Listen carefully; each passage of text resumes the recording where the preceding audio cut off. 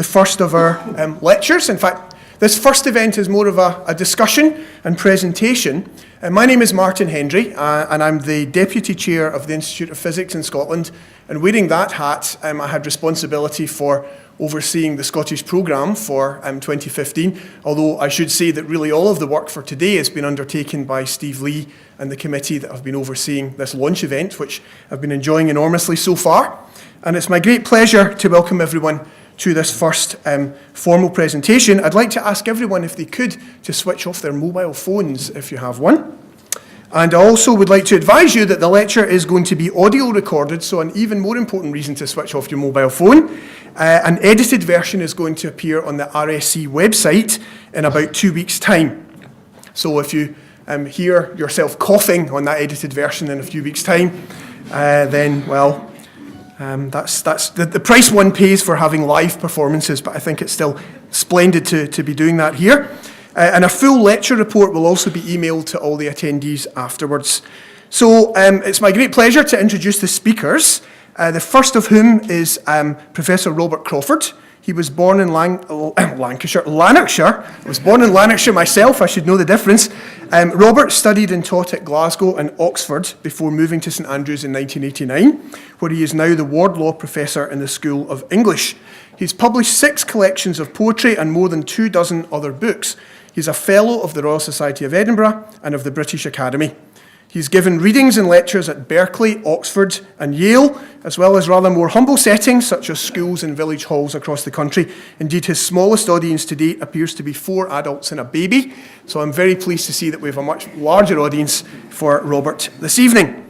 And the second of our contributors is Norman Macbeth, who's an independent photographer. He's based in Edinburgh, and his work focuses on people and places. And the National Portrait Galleries in London and Edinburgh have more than 50 of his portraits in their permanent collections.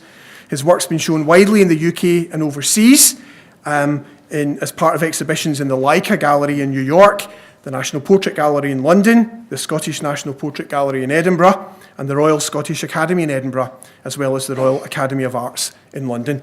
So it's my pleasure to welcome them, and I'd like everyone to give them a hearty round of applause.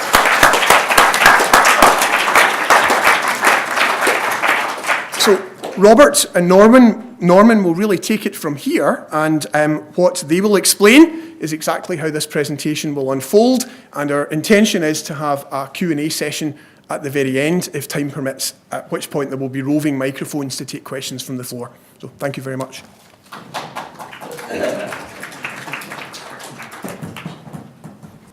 Let there be braziers, holofocal lenses, polished golden flags, champagne and candles.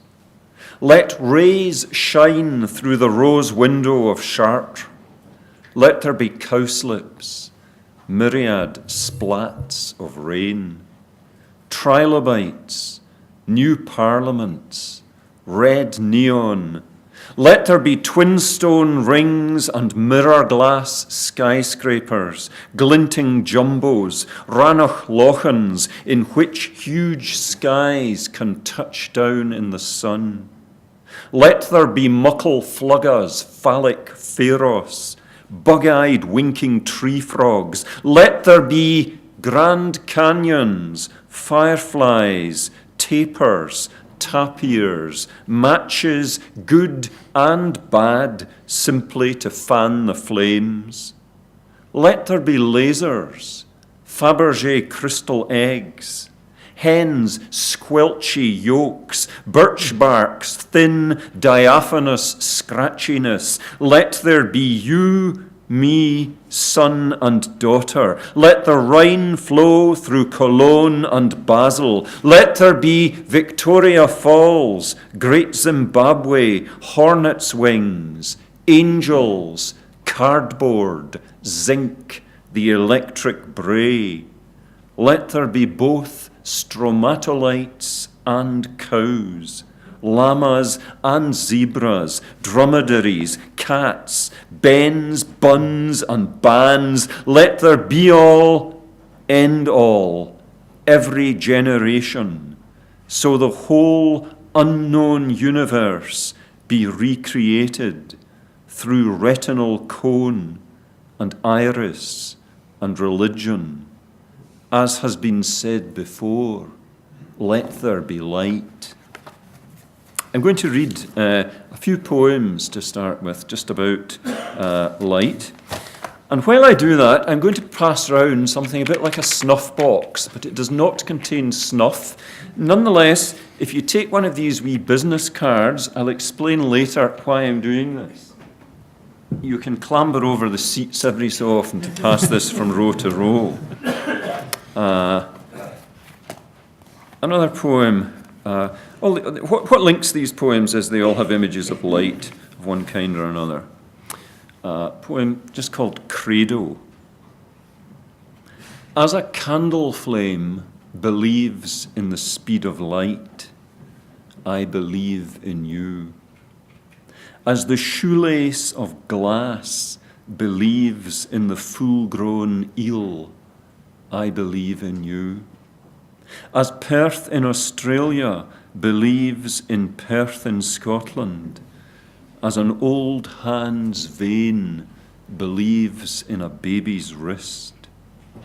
Since what we cannot speak about, we must, as worlds have done, still do, will do, I make for you, to you, in you, now and through this, my declaration of dependence.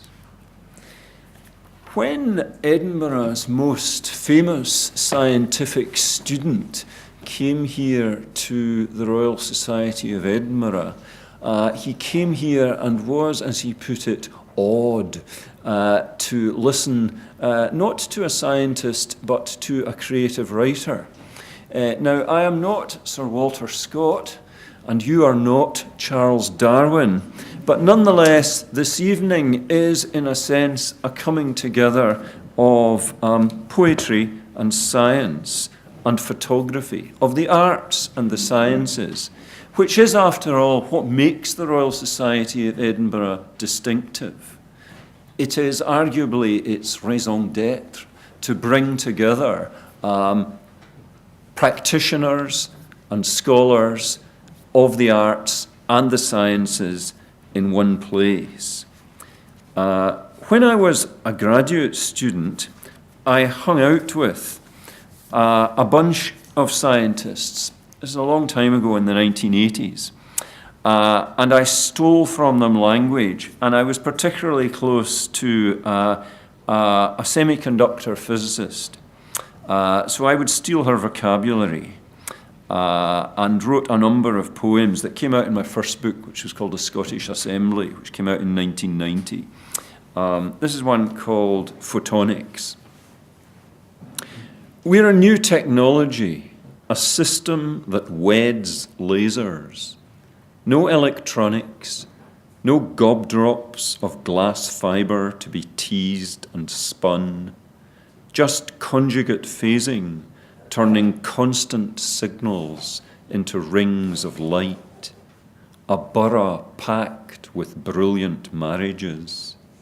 Strong the way a tower block in an earthquake zone rocks and quivers, floating erect on its bed of underground gravels. We're making discoveries, simplifying, unbuckling at the waist, unbuttoning the 2 pearl buttons at your throat, till we lie where the giant flung his shining causeway over gaunt blue water into these small sweet hills. We meet as clearly as 2 beams in a saltire, bonded at the centre, having each come through all the R&D to run on light. So I would go into the physics lab sometimes and be shown bits of kit, really, often bits of kit that involved lasers and gallium arsenide and semiconductors, And this poem, which has probably been translated into more languages than any of my other poems, not least because words like semiconductor are pretty, easy to translate, is just called Scotland. Semiconductor country, land crammed with intimate expanses. Your cities are superlattices, heterojunctive, graphed from the air.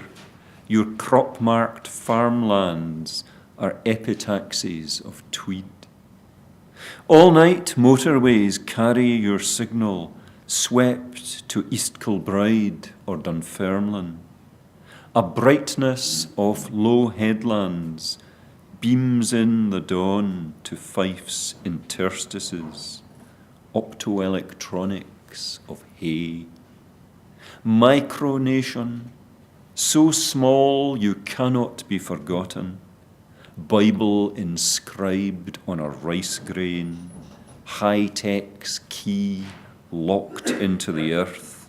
Your televised Glasgows are broadcast in Rio, among circuit board crow steps. To be miniaturized is not small-minded.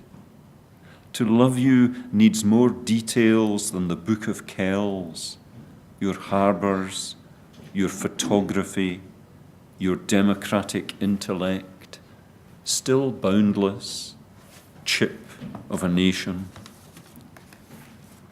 And how's the snuff box getting on? Has it gone round? Has it gone right? It's just about gone right round to the back of the room, has it? Good. Okay. I'll finish up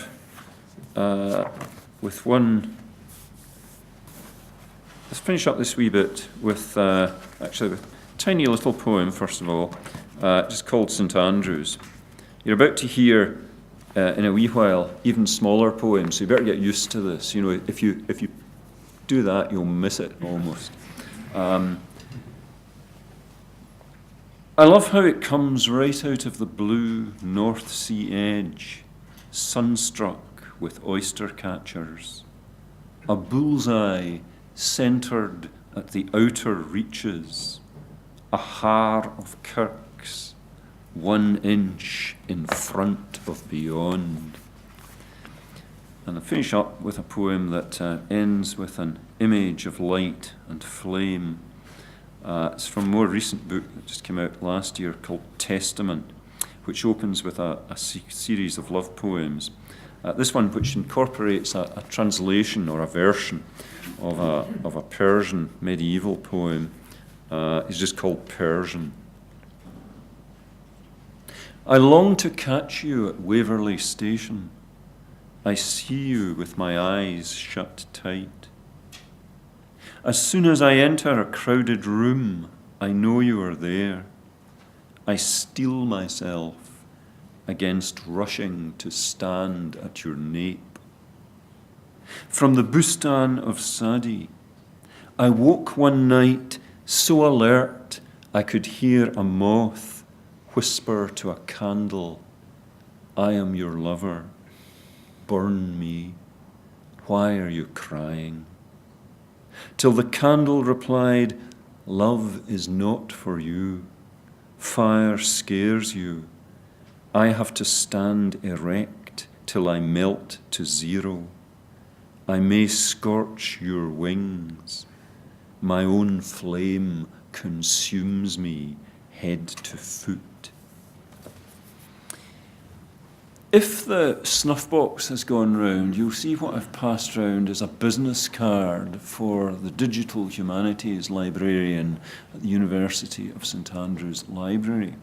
This is because Norman and I are going to speak to you in just a second about a project specially commissioned by the University of St Andrews for the UNESCO 2015 International Year of Light. Should you wish to buy this, it will cost you well over £1,000, so you might like to think carefully. But should you wish to view it for nothing in the comfort of your own lab or office or home, you can see it digitally. And what we're particularly, it will for a fleeting moment, in a little while, we'll go onto the RSE's website, but perhaps only for a fleeting moment. What we're terribly keen is that if you have a website of your own or a blog of your own, you link to it. So we're just trying to get this out into the world. What you're going to see is very high quality projections of Norman's photographs. The website is also high quality, but the quality is not quite as good, so that's why we're not projecting the website. But if you email the Digital Humanities Librarian, she'll send you the link, and please just take that link and distribute it further. Okay, we'll talk a little bit and then read from and let you see this collaboration called Lightbox. I should do some corporate stuff first of all, and just acknowledge both the University of St Andrews and the Royal Society of Edinburgh and the UNESCO International Year of Light. Particularly, I'd like to acknowledge the Vice Principal at St Andrews, Derek Woolens, who's VP for Research, the University Library, and the School of English, especially the librarian John McCall, and the Head of School, Professor Jill Plain, and the School of Physics, particularly Professor Andrew Cameron, who is here with us tonight, who's the Head of the School of Physics. Now, this collaborative work has been made possible by a number of people who have generously participated. One of them, surely, if arguably, perhaps the most remarkable scientist in Scotland working on light, is Professor John Allen, who spoke with Norman and me about his pioneering work during the early 1960s at the Services Electronics Laboratories at Baldock, where he led the team that developed what they called crystal lamps and what we now call LEDs. Professor Allen's early papers are archived now in the Science Museum in London, along with some of his early crystal lamps, but he still has some at home, and he showed them to us. He's co-authored not so long ago an account of his work in a book called Advances in Light-Emitting Materials.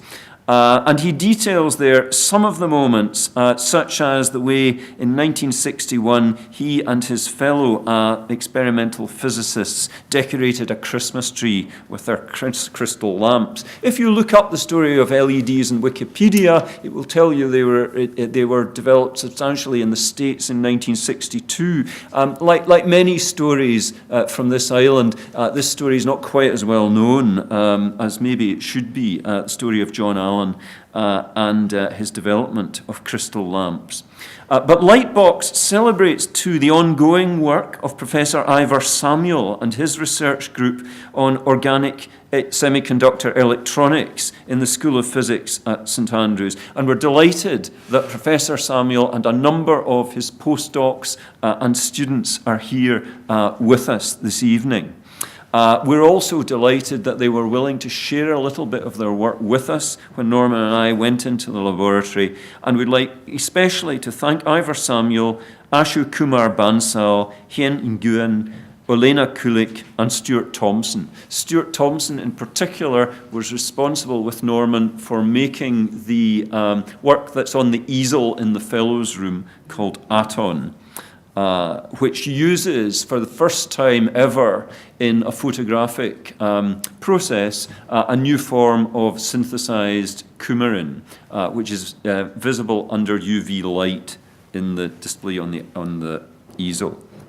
I'd like to thank Steve Lee, the lectures convener here at the RSE, and Dr. Beth Taylor of the Institute of Physics for their enthusiastic support too. Now, what I'm just going to do is read, to set up the shot, if you like, is to read the introduction to Lightbox, a bit of which is displayed in the display case out in the RSE foyer.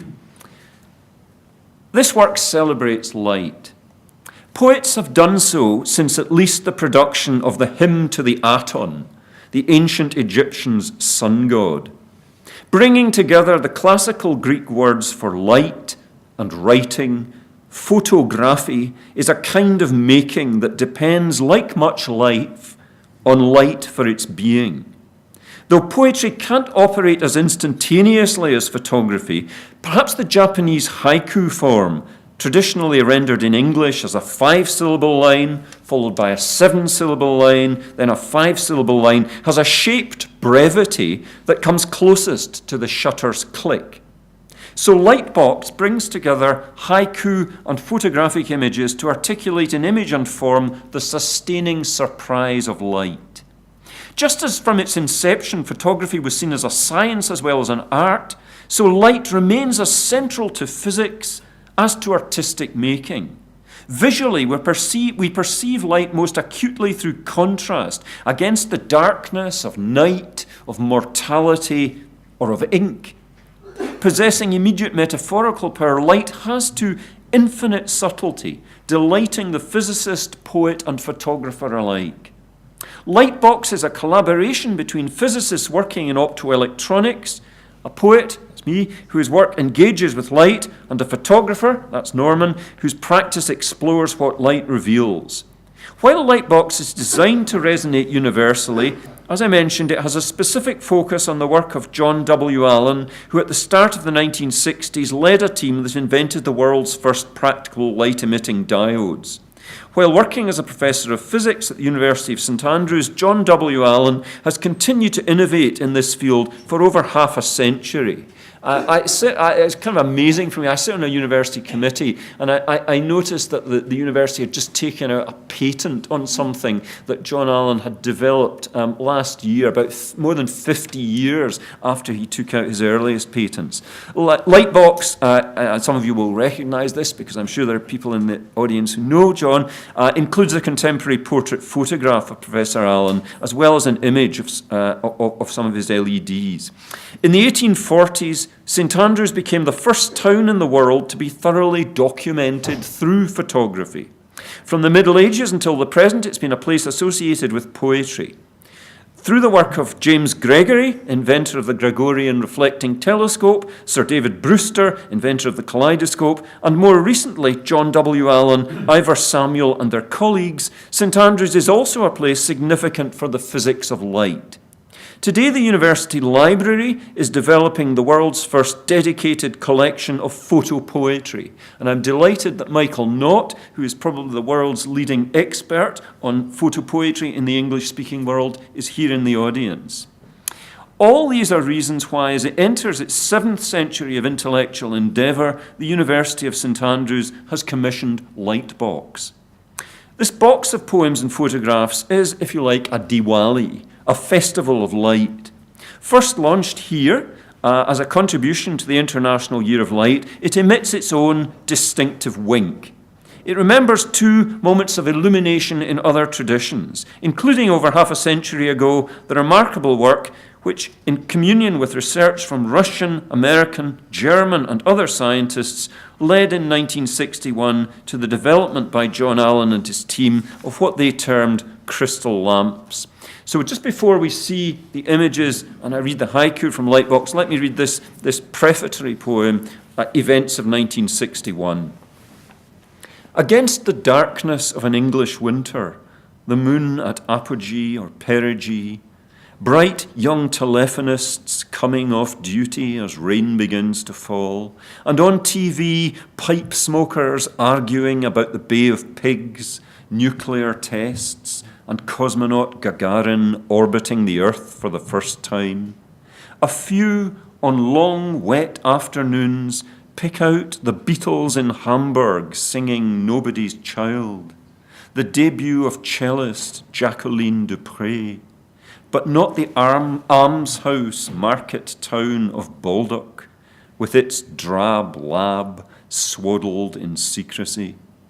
It was and is so easy not to see that minuscule array of crystal lamps, the world's first practicable LEDs hanging on the Christmas tree.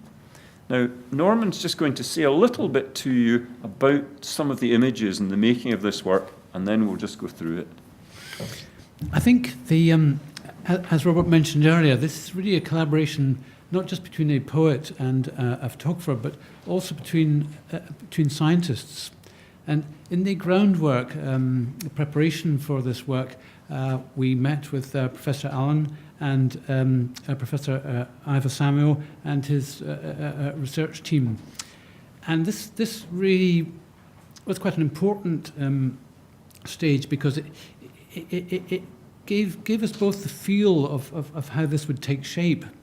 And rather than pick out individual photographs and try and go through how we matched up those, I thought I'd rather say something about the broader aspect of that. And what struck me through conversations with Professor Allen and Professor Samuel and his research team was just the pure imagination that was there in what they were doing. We all, light is such a common thing. Sometimes you can forget how important it is. Robert has alluded earlier on to some of the aspects of it that are more unusual. But I was really struck by the imagination behind it and the research.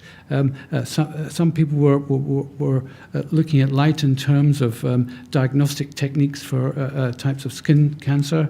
Another researcher was looking at how explosives might be detected, and yet another was using it in terms of the design of prosthetics. So an incredible array of things, and this is what struck us both, really, just the imagination behind it. So that's what pushed really our collaboration, the matching of photographs with the haikus. Both of us have always felt that it's if you're going to do something like this, you shouldn't really. It's going to work much better when the imagination, going back to this imagination, is captured by both the text and the photograph, and that they are connected tangentially, connected by strands rather than literal connections. So that's really how I think that it first began to gel with the meeting of the people involved. Yeah. Aton, eternal startup, organic light emitter, hallowed be thy name.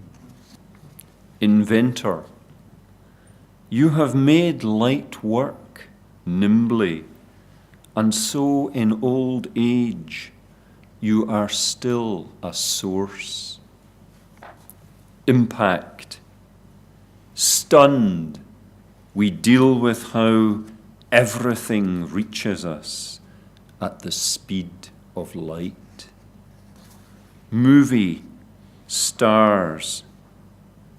The stars are pixels in the low definition movie of deep space. Camera, just for an instant, liberté, égalité, the freeing of light. Hall of mirrors, each glass one-page book tells a different story identically. Data, fine line, in a trice, you glean the harvest that's kept, ravelled inside light. Home. The whole universe is full of candles burning for our safe return. Fast. The nub of wisdom lies fast in the uncluttered nonchalance of light.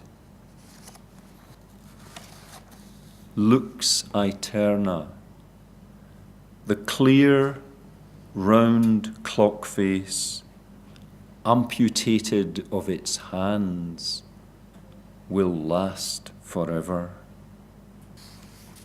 And that's it. And what we thought would be a good idea, for all sorts of reasons, but not least because the Royal Society of Edinburgh is not just about old buffers like me. I won't speak for you, Norman, is that we would show you a number of the people involved, the dramatis personae, some of whom you might recognise because they're in the room, or you'll be wandering around the building with them afterwards. And just for fun, there's a little haiku to go with each of them as well.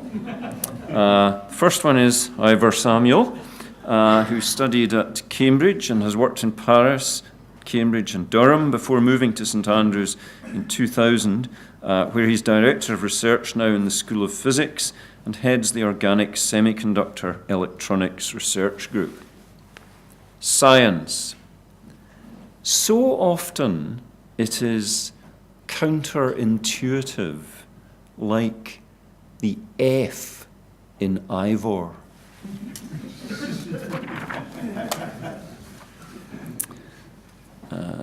Hien Nguyen was born in Hanoi and studied chemistry at Vietnam National University. She's also studied at the University of Leeds and worked at the City University London. Dr. Nguyen joined the team at the Organic Semiconductor Centre in St Andrews in 2012, and her work has involved producing a new form of synthesized coumarin. Polymer chemist. Poems, understood, are modified coumarin under UV light, whose signal shifts bright powdered reds stop to the go of quick liquid green. Olena Kulik studied physical and biomedical electronics in Kiev and then at Queen's University Belfast. She worked on designing missile systems before coming to the University of St Andrews for her doctoral research. And her current work at the Organic Semiconductor Centre is on how light interacts with tissue. Skin cancer is one of the things that her work has repercussions for curing, for identifying. Biomedical electronics engineer. To target cancer needs precise calibration, a haiku of light. Ashu Kumar Bansal studied for higher degrees in applied optics at the Indian Institute of Technology in New Delhi and in the physics of laser spectroscopy at the University of Regensburg. He now works in the Organic Semiconductor Centre at St Andrews, where he's developed a flexible, non-invasive wearable sensor that can play a key role in the field of both prosthetics and neuroimaging. Optical physicist. I work to make sure the work of enlightenment continues unquenched. And that's all Lightbox. But to finish, we're going to hear from three new poets, three younger poets, each of whom has been working with a photographer in St Andrews, members of the St Andrews Photographic Society, but whose poems have also come out of the students' work with fellow students and postdocs in the School of Physics. All the three students that you're about to hear from are studying on the MLitt in creative writing in poetry in the School of English at St Andrews. And the first of these poets, who comes from Cooper, is Helen Nicholson. And I must say, I really like being officially younger. I just like to say a few words. I met Francisco Tenapala Carmona, who is researching how to develop more efficient solar cells.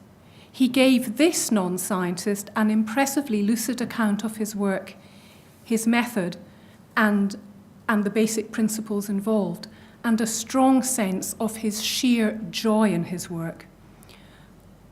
and also David Ogden's wonderful photograph is of rare noctilucent clouds and sunlight reflecting off polythene sheeting on farmland. It perfectly balances the contrasts of chaos and control. The lower half, control, could suggest a long chain or even a long set in a country dance. The title of my poem, Light Fantastic, is obviously a tribute to light and nods a bit at fantasy and also dance, which is really tripping the light fantastic. The quote is from Milton, who of course knew both darkness and light. I wanted the poem to bring a really creative chaos to the service of scientific discipline and also let the polymers have a bit of fun.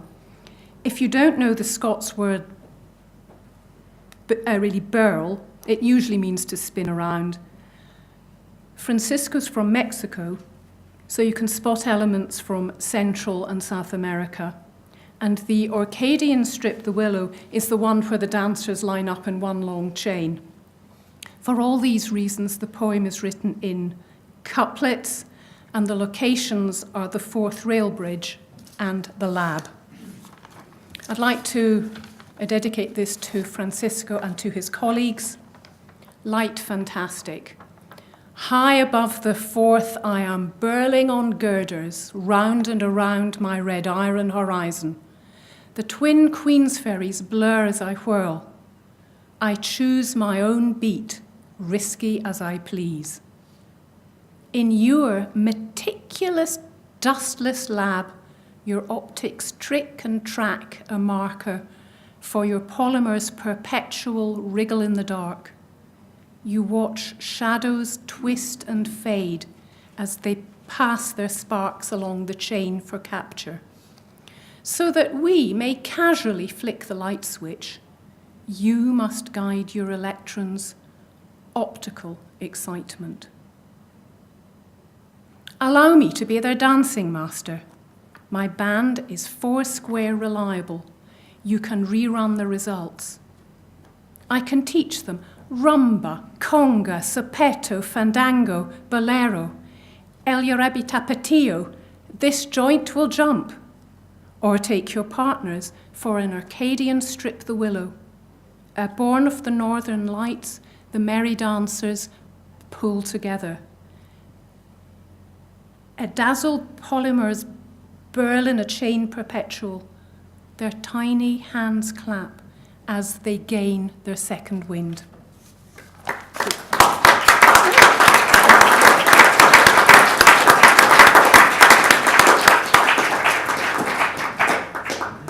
Thank you, Helen. And the next poet from Victoria, British Columbia, is Amanda Merritt. Thank you, Robert. I'll just say a few words about this poem of its development. First, the photographer Kim Bennett. She is a member of staff at the University Library. She took this photo, and we sat down over tea and decided that it evokes the scene that my poem is trying to depict. The poem itself sprung from a conversation I had with Ashu Bansal, a research fellow in the School of Physics and Astronomy at the University of St. Andrews. He described to me his work in organic optoelectric devices that can be used to make compact, wearable sensors for medicine and sports. While the scientific implications of this technology astounded me, you can imagine the difficulty I had trying to incorporate his interesting information into a single poem. So, this poem is a result of my musings on light as an element in the body. Summer. Summer has been pinched at the wick. Ribbons of cumulonimbus curl all the way down the coast. The sun steps into the hills like a skipped stone, where colors leach into the water table. On the crest of the ridge, a gull cries at the wind about her stolen eggs. You kneel, quiet, in your garden, woven sweater and slacks, gray as the world that you tend, except for your hands, lit beneath the skin, harvesting white roses. Thank you.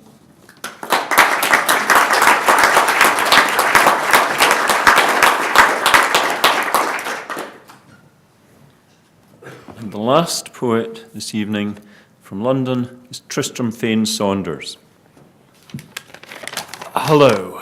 I'd like to begin with an apology. The poem I'm about to read cannot even hope to be as beautiful, joyous, and unexpectedly weird as the science behind it. The people working for Project Tiramisu, who have their stall upstairs, you can go chat to them and find out about their research, are saving lives with the work they're doing. They're looking for new ways to detect all of the unexploded mines in the landmine fields of Croatia.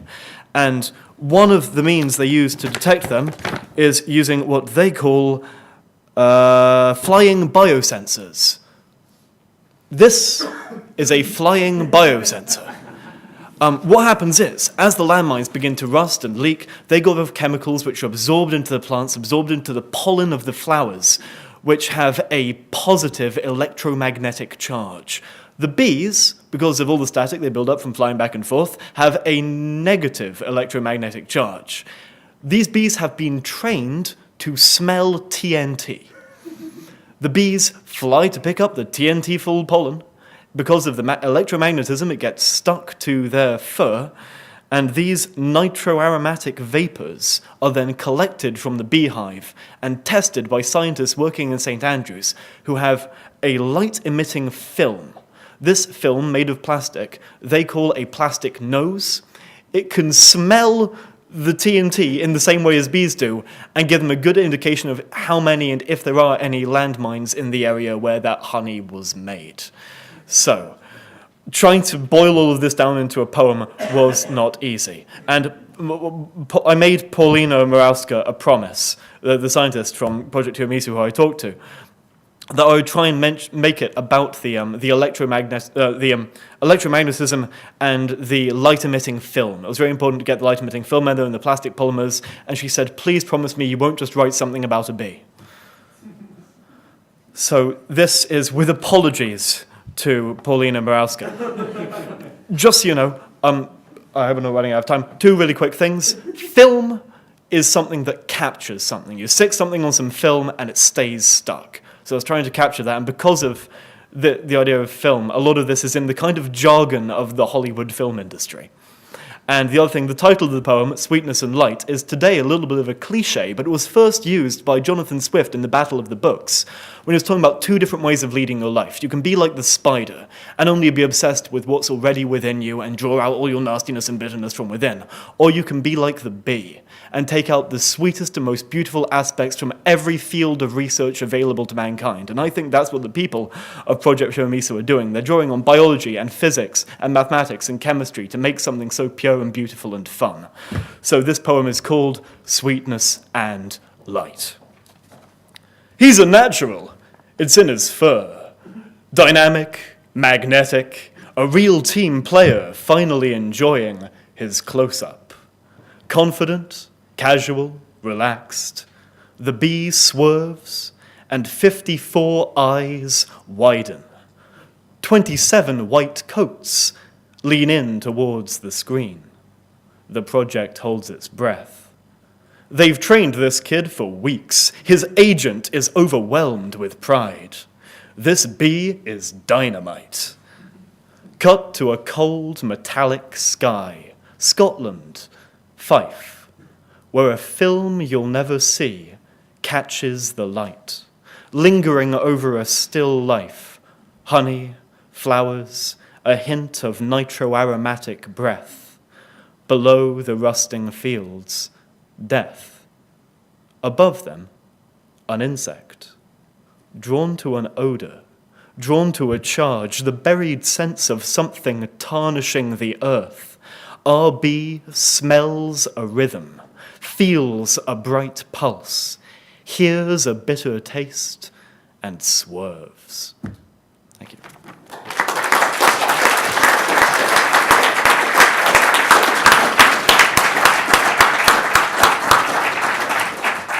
Okay, I hope you'll agree, for a photographer and a bunch of poets, our timekeeping has not been too bad.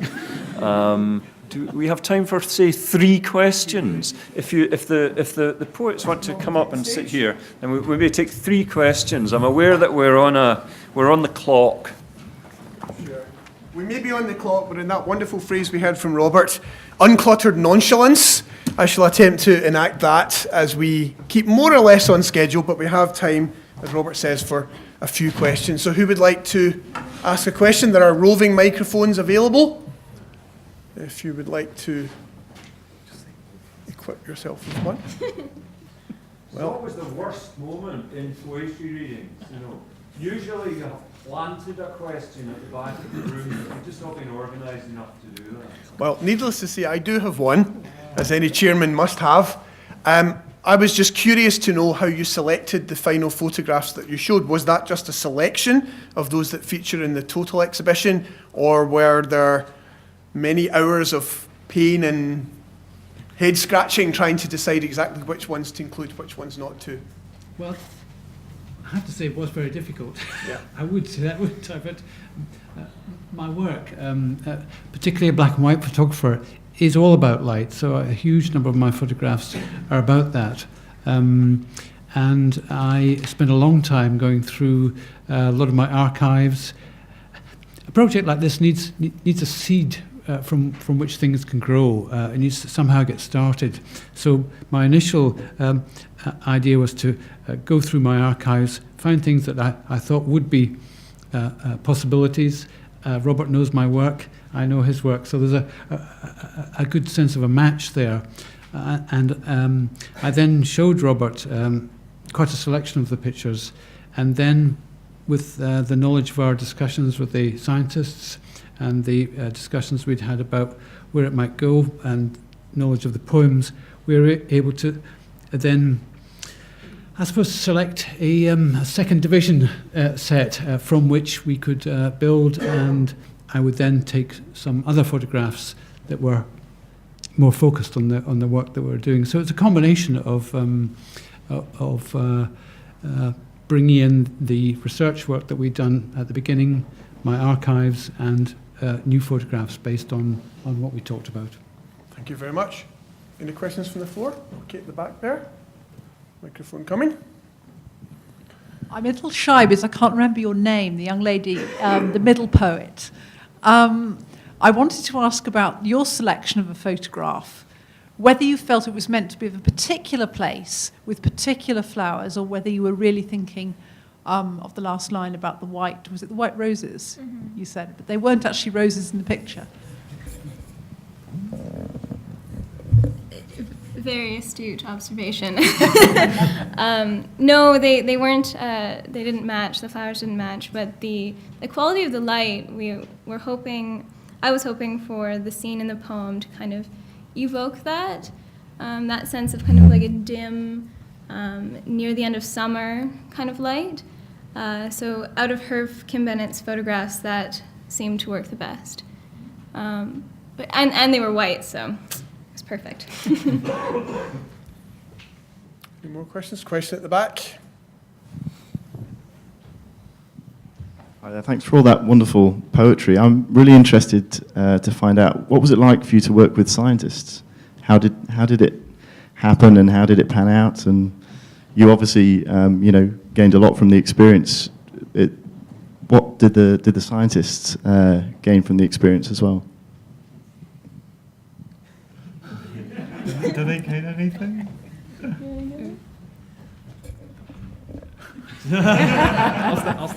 Okay, I wasn't ready for that, but yes, I'll comment. I mean, we're always very eager to communicate our work, and I think in communicating the work, you get further perspectives on it, and so I think that's one of the key things that we got out of it, and I think, the science can reinforce the poetry and vice versa. Thank you very much, Ivor. Any final questions? We've had our 3, but I think we can sneak one more in if there's time. Yep, at the back there. Just wondering if what you're doing here is revealing the strange wonder, the beauty of science. Is that something that's easy for you, or did it take quite an adjustment to get to a place where you could do that?